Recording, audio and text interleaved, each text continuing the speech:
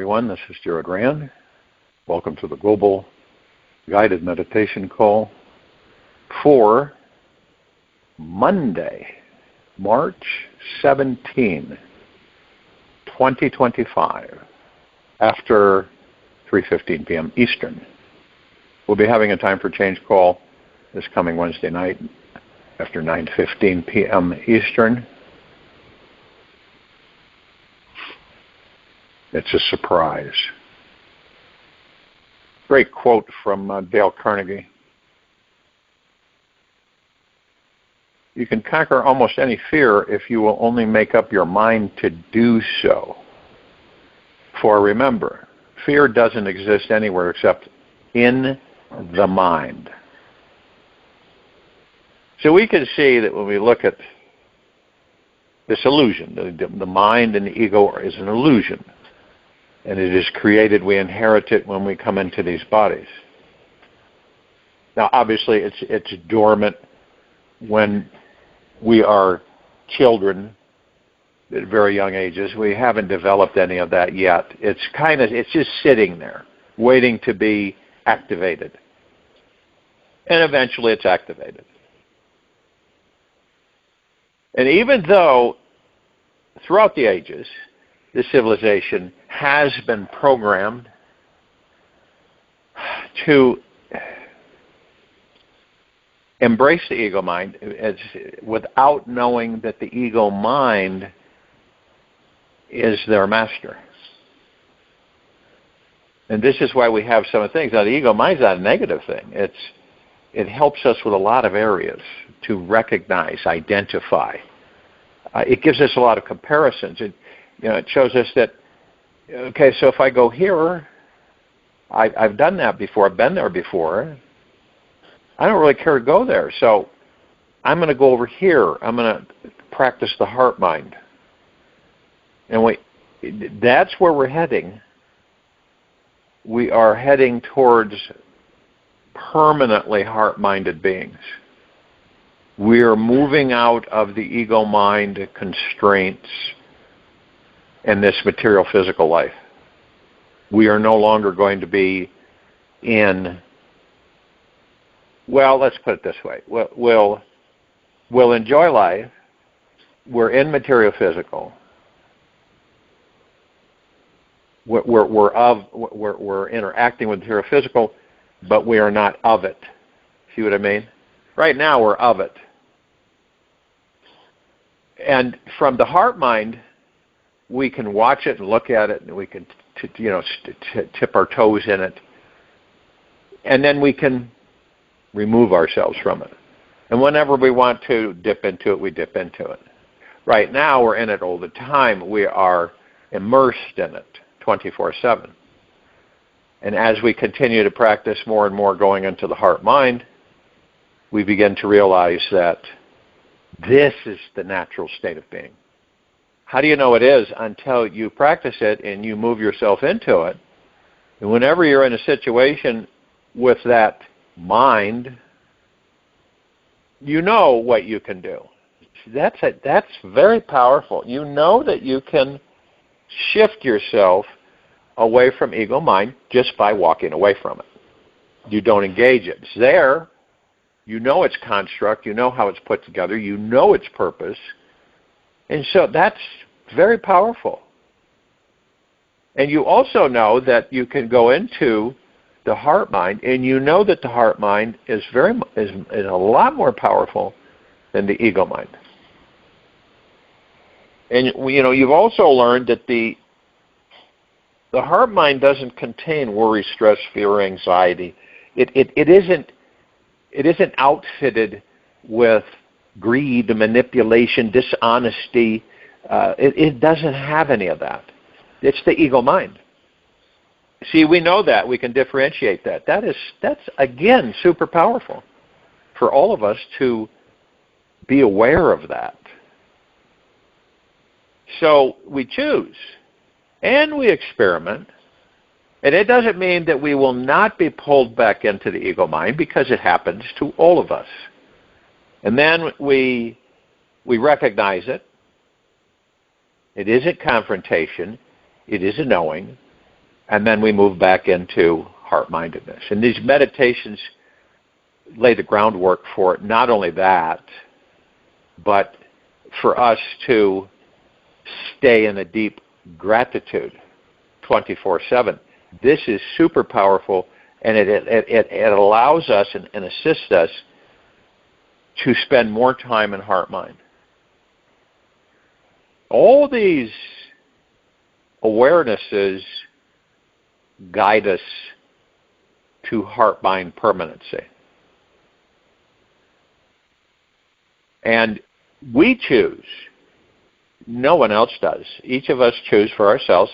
I'm going to practice heart-mindedness. That's it. And I really don't care to have the mind chatter anymore. I don't care to have, thousands and thousands of thoughts repeating themselves to me every single moment. I know what that is. I've done it for a very long time. I want to go into the peace, tranquility, bliss, joy, happiness, where it's all at. It's there within us.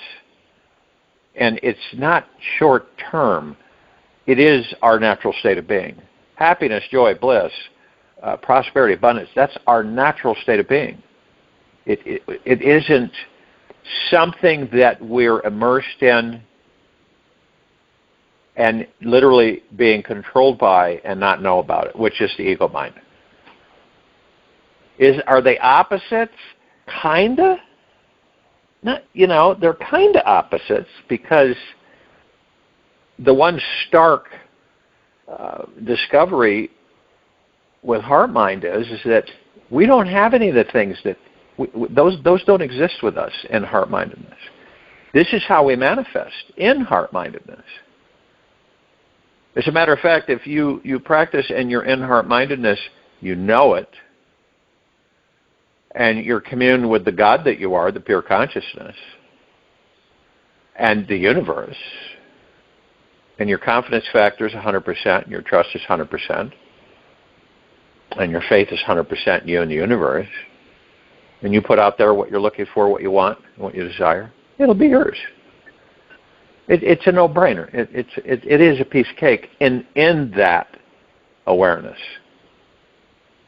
But you're not going to be able to do it through ego mind easily at all.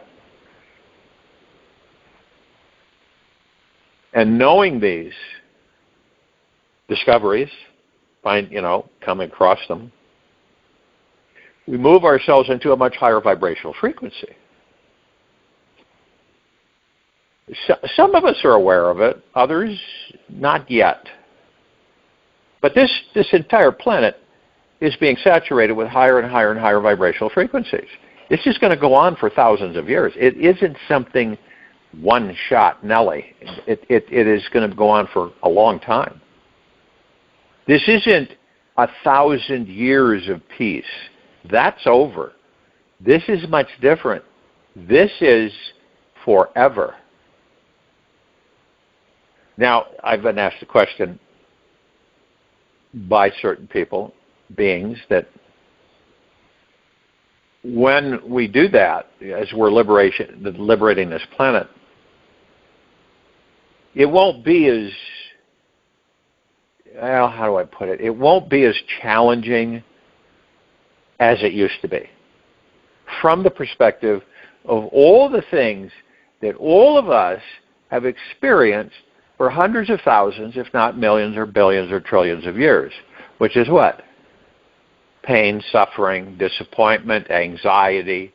We have been there. All of us have. We've all had lifetimes that weren't the greatest, okay? That we've experienced these different things. Have they been the same? Not really. They can't be the same. In other words, you enter one life, you experience that life, you leave that life, you go into another life, you experience that life. Are they the same? No. They're never the same. There's always a shift. There's always a difference. They're never the same. Some may think that, well, couldn't I have other lifetimes that are, pretty much identical to the one I just left? No, you won't. You realize how boring it would get? It'd be like Groundhog's Day. Every lifetime would be the same. And imagine you obtain your recall with all of those lifetimes. So you see, it's a step-by-step process, one step at a time. There's no race with this.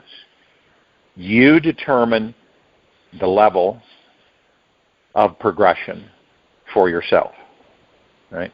And through heart-mindedness. In these meditations, it moves us into heart-mindedness.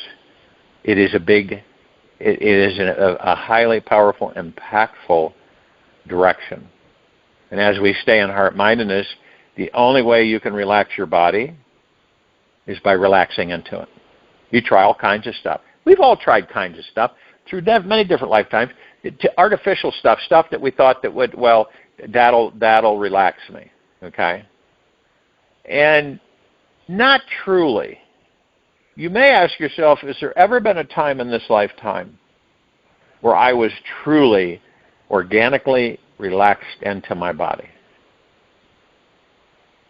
And one may ask, what is that? How do I know that?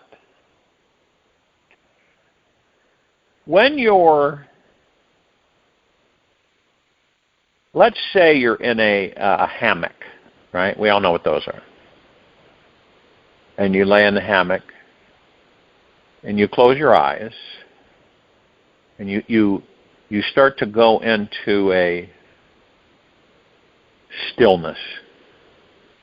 First you hear noises, right? Trees, leaves, rustling. You might hear some birds, you might hear a dog bark, you might hear a lawnmower. But eventually it all fades out, you hear nothing. You're in total silence. Not only that, your body begins to completely let go. Stress, anxiety, fear, all kinds of irritants that we have fade out. And you're in complete stillness and silence. And you are relaxed in the body.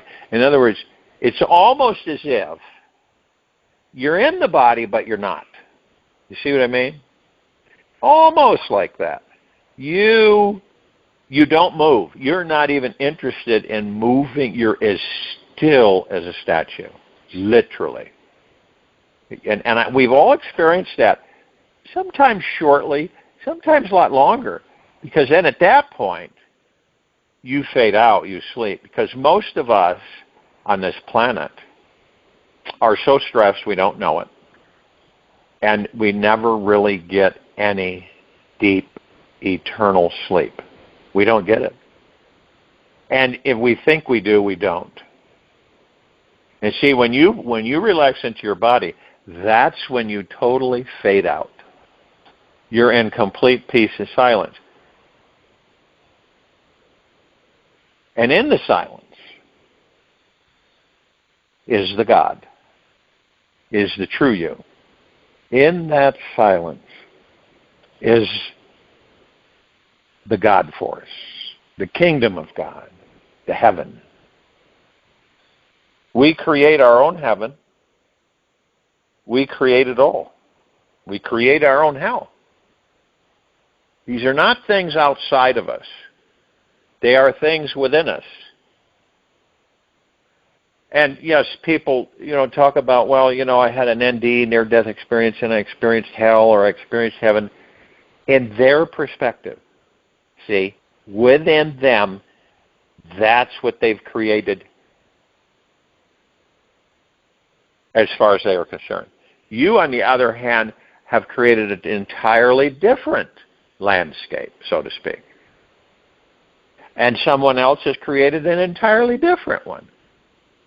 It's very fascinating.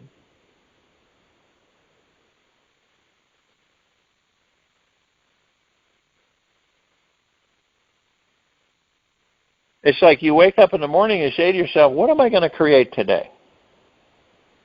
What would I like to create today? And the importance of it is what? Well, the importance of it is, the impact is that it's not through the ego mind. Ego mind helps us with motivation. We compete with ourselves. It toughens us. It helps us meet challenges. It helps us overcome fear. So it isn't an albatross. It is a tool, a vehicle. And we learn to use it, and we learn to use it just like we learn to use the heart mind. The heart mind we use to master the ego mind. We go through the heart mind to master the ego mind. We talk about this a lot. The reason is because it is absolutely crucial that every one of us masters the ego mind. Now, one might say, well, that could take lifetimes. Well, it already has. That's my answer to them. This could take lifetimes. It already has taken lifetimes. Why do you believe that we are in this awareness in this very now moment? That I am talking about this, which is halfway home. It's halfway there. And in talking about it, we have our different perceptives, but the nucleus of it is that we're moving into a high spiritual existence. That's what's happening. Now, along the way, it's not like we let go of things easily, because many of us don't. We don't like to let go of things. It's a habit we've had throughout the lifetimes that we've experienced. We want to keep it, hold on to it. The reason that most of us are worried about leaving life, leaving the material physical life, is because of things or events or things that you want to experience the life, right? And it dawns on you that you say to yourself, I want to do this, and I want to do that, and I haven't had a chance to do this, and things haven't worked out, but I want to, and all this comes in like a time crunch, right? You start saying to yourself, how much time do I really have? And that's all ego mind stuff. The majority of us, if not all of us, have not gotten to the point, to the place where it's not a big deal, where being in these bodies is fantabulous, exciting, wonderful, and it'll end. We know that. The body will end and we'll leave the body, but we are forever. It's embracing that we are forever. And then watch what happens, because you'll enjoy your life that much more. You'll do things that you have been putting off your entire life. Why? Well, the ego mind, things like fear, worry, stress, anxiety, attachment, expectations, that's all ego mind stuff. But when we begin to identify those things, and we feel it within our heart minds, we change direction. We're not running from anything. We look and we say, that's an ego mind thought. I'm not interested in interacting with it or bringing it into my reality. It's just a thought. That's the whole point. All the things that come in, right? Number one, they're not our thoughts. They're from other people's thoughts. After all, we've had a lot of people's thoughts on this planet for a very, very, very long time. Not only the people's thoughts, but all the animals' thoughts. I mean, it goes on and on and on. So, we ourselves, when you discover that you can create your own thoughts, you send them. You don't receive them, you send them. And when you send them, then you receive. But see, what we do is we grab a lot of thoughts randomly that appear to be ours and are not. And we take that energy, we give energy to the thought, we move it into our reality, and then we experience it. That's how it works. We all do it. None of us are exempt from it. But then we start to become aware. we start to become aware of many things because we choose to be. And so we start identifying, and how do you master something? You watch it. You watch all avenues, all angles. You watch it operate. You witness it. And then you learn what it's about. And this is what we're doing in our evolutionary advancement into a higher spiritual existence. That's what we're doing. The straps and the bindings that we have created for ourselves are being released. By who? By us.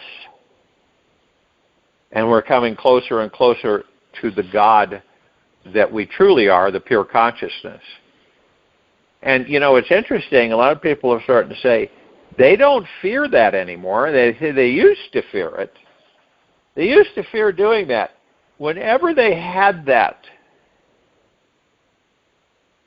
thought that they would generate of moving deeper within and embracing the God that you are, there was an unsettled feeling, and they're totally honest, there's an unsettled feeling that kind of stopped them from doing it.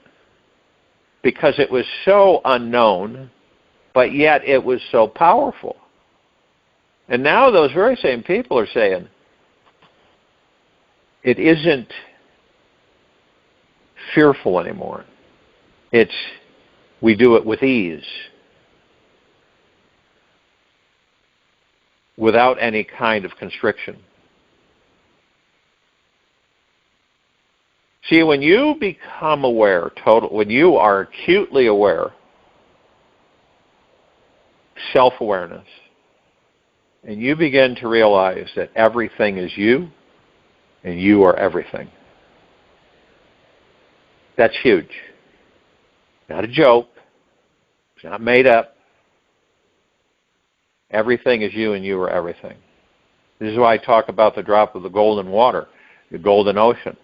Have you ever seen, maybe you have, I don't know, but if you do, whenever you do, you see dew, morning dew, and you see like a leaf of a rose bush or something, and it's got a drop on it, right? That drop is getting ready to fall into a larger body of water. And the drop, you'll notice, unless there's no wind or anything, it quivers. It will quiver before it falls into, let's just say, the ocean. Because it believes it's separate. Right? And then it falls into the ocean and it becomes the ocean. We're no different. We hold the essence of all that there is, ever has been, ever will be, ever beyond, and forever. So doesn't it make sense that you, the golden drop of that golden ocean, drops into that ocean, you become the ocean. You're not separate from it. It's like everything that we see with these eyes is you. You are it, and it is you. When you see something that you take a second look at, a horizon, the sky, whatever it may be, or someone says, well, that it's breathtaking, it takes your breath away. Instead, you recognize it as the God that you are. The beaches, the waterfronts, the sky, the planet, stars, constellations. That is the God that you are. You're watching the God that you are. You're seeing all parts of the God, some of the parts of the God that you are. And then it dawns on you that you go, well, then this body isn't me. No, it isn't. This mind is not me. No, it isn't. This name, these clothes, everything in this material physical world is not me. No. I guess you could say we all lease things in the material physical world. We lease them, really, okay? And so we pick out certain things and we add them to our bunch of stuff. and we go through life. And then, when we leave the body, all of it stays. It was just borrowed, leased. And that's with every one of us. You'll notice that in many different civilizations before ours, there were, you would leave the body, but they felt that all of your precious belongings, the things that you held closest to you, were put into the container where the body was held, right? And every time that it's discovered that you go into a container of someone who has left the body, and all of their things that they cherished were there. And all of the medicines, this is what's really interesting, all of the medicines that, and I've, when you walk into, several thousand-year-old tomb, right? And there's a container, I call it. They have all these different names: casket, sarcophagus, but it's a container. And you walk in there and you open the container, and there's a sack of bones, basically mummified, which means that you retain some of the skin and hair and teeth, but you're pretty much gone. The body is. And the God is long gone. And then you look on the shelves. There's shelves on the wall behind the container. There's these different elixirs and medicines and stuff like food. I guess you could call them food items. And they're all laid out. None untouched. So when that room is sealed, they stay the same. And I remember one time, and you know this about honey.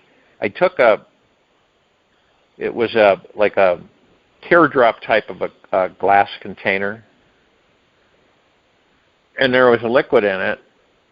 You really don't know what's in there. It's thousands of years old. And so you look at it and you smell it. It's just like honey. You taste it and it tastes great. And it's thousands of years old. You see what I mean? Doesn't matter. That's for those that are still in body that believe that those who have left the body will take all this with them into the afterlife.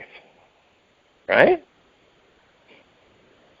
And that's why it's done that way. Now, when your body's done, okay, there's not, maybe a ring, I don't know, maybe a ring or something's left with the body, but we don't put a bunch of stuff in the container. We don't do that. And most of us should be fully aware that we burn the body. 3 days after one leaves the body must be burned. Why? So that the soul does not become trapped. Why do you think we have so many poltergeists or ghosts, apparitions, whatever you want to call them, spirit energies trapped between dimensions, roaming around in cemeteries and people's homes, different buildings and stuff? Why do those exist? Because when you put the body into the ground, the soul becomes it attaches to the body. It doesn't have separation. Doesn't leave it. It believes that's why it's stuck here on this planet. That's why it's stuck here. It's attached to the physical form, which no longer exists. This is why, all the cemeteries on the planet throughout the ages, okay? Where do you think all that comes from? It comes from there, where we didn't take care, we didn't know, we didn't have the awareness. We were never supposed to put them in the ground. Ashes to ashes, dust to dust. Ashes to ashes, dust to dust. Where do ashes come from? By burning the body. No other way that ashes are going to appear. Ashes to ashes, which then becomes dust to dust. That's what that meant. And this explains to many people why we have these apparitions, these ghosts, these angry spirits, literally ticked off. They're trapped in this evermore space and believing that they're still in physical form. They're not. So it's like every smidgen of every single thing that each and every one of us do, we create the life we're living in this very now moment. See? This very now moment. Now, the ego mind may say, oh, no. I did not do that. There's no way I would have done that. That's something that came from somewhere else. Well, you're not totally missing the target on that, because you sent it. You created it. You're the energy source. And you may not even have given it the time of day when you did send it out, right? It was a fleeting thought. We all have those. It's real brief. And then, you put a little focus on it and it's gone. But then, lo and behold, it's manifested and it comes into your life. Those are the things that you say to yourself, what the heck is this? There is no way I would have created that into my life. There's no way. Okay? But then, through your awareness, you go in meditation, you're in heart-mindedness, and you realize, why would I create that for myself? What is it about this that I am supposed to learn something? I created this for myself to learn something. That's what we do. Everything we create it to learn. Right? Even the ones that are really dank and dark and gloomy, we create it to learn. This is, as I have said numerous times, this is what we do. We are omnipotently powerful, supreme manifesting, abundant beings that never die. Okay? Body does. Body ceases. But imagine how it will be, because it will be, and it is coming, where you can stay in that body for thousands of years if you want. You imagine what you will learn from being in a space of spiritual comprehension. Huge, huge. You can feel the bliss bubbling in the center of your chest in this very now moment. It is massive transition for this civilization, this particular species, in this particular time, in this moment, in this now. This isn't something that's going to come and fade out. This is something that's here to stay. The awareness, the self-discovery of each and every one of us, the embracing of the God, the pure consciousness that we are in each of these bodies, the comprehension and the discovery that we are one, that we are all facets of the one God, that we all make up the one God, and that one God lives through each and every single one of us. It's fascinating because of the fact that that's why you are God. Mary, Jane, Beth, Alice, all are gods in the body. Bill, Jim, James, John are all gods in the body. All the children, everything is God. Okay? You've heard me say often that life is the highest supreme value in the universes, right? Those are civilizations that embrace that are highly advanced spiritually. That there's no destruction. There's no elimination. there is just flourishing, expansion, love, peace, joy, bliss. Our natural state of being. There's nothing else. And we entertain ourselves by creating this holographic universe so that we can be tested over and over again, so that we can be challenged over and over again, so that we can perfect our divine perfection as the gods that we are in these bodies. It's what we do. One might say, well, it's got to end sooner or later. No, why? It never does. Yeah, we've been doing this for trillions of years. You want to use years, right? How about orbits, trillions of orbits around the sun? I mean, we've been doing this a long time.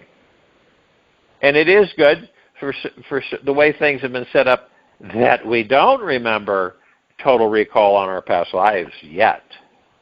We go through these rediscovery steps, then that'll open up. You've heard me talk about the grand library. Each of us have one. Each of us have the grand whole, so to speak. The knowledge that we have interacted with, that we have all of the experiences, all the existences, and beyond. Kind of like a reference hall where we go. You will learn to tap into it because we all have the ability to do so, since we are all that there is, ever has been, ever will be, ever beyond, and forever. This is what we are. These lives that we all are in right now. We discover who and what we are within these bodies. It works, say.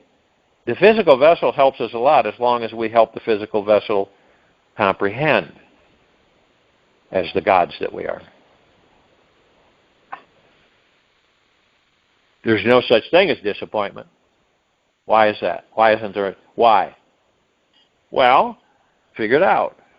The only reason that any of us get disappointed is because we are immersed in the ego mind. It is our master. When we experience those things, attachment, right? Expectations. We've all had those. None of us are exempt from it, more than once. But then we look at it and say, why is it that I have these feelings when this happens or that happens? And then you start going in deeper, and then you discover that the reason I have those feelings is because I allow the ego mind to run me. And I'm not heart-minded. So in heart-mindedness, I don't have those feelings. Because I've been in heart-mindedness, and none of that exists. And we don't have attachments to anything, see? We may pick up expectations here and there, a little bit here and there, but attachments, we don't have attachments. What happens when you enjoy something, right? What happens when you really enjoy something, and you do it more than once, but you're not attached to it? Now, one would say, well, then you're cold and indifferent. That's the social response to it. You're cold and you're indifferent. No. You're not attached. You know that all things in this material physical world will do what? Disappear. What holds it all together? We do. And in anything that changes, these bodies are changing every split second, every atomic second, every subatomic second. These bodies that we're in are changing constantly. Everything around us in this material physical world is changing. Everything in the universes, in the galaxies, in the star systems, in all the species in intelligent life are constantly changing. Now take that, and then you begin to realize and have the awareness that it's all an illusion created by the gods that we are, so that we can experience many things that we create for ourselves. And the only thing that's real is the God that we are, the pure consciousness in these bodies. That's it. Why? Because it never changes. It is divine perfection. And all we do is as we go up the rung of steps to higher and higher and higher divine perfection. Now the mind, it isn't capable of absorbing this or taking it in because it's too small. Heart-mindedness even. Pure consciousness, different story. This is what we are. It's our true essence. You experience something, right? So you use something to experience it. Let's say it's a vehicle that you've always wanted to drive, and so you get it and you drive it. You experience it. Right? This is what we do. And we're here to enjoy life. Doesn't mean we won't have challenges that we create for ourselves.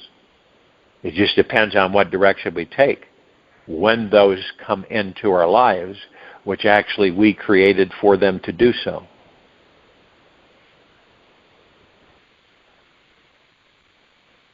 So in the quiet time of this meditation, take that in as you're relaxed into your body. No outside interference.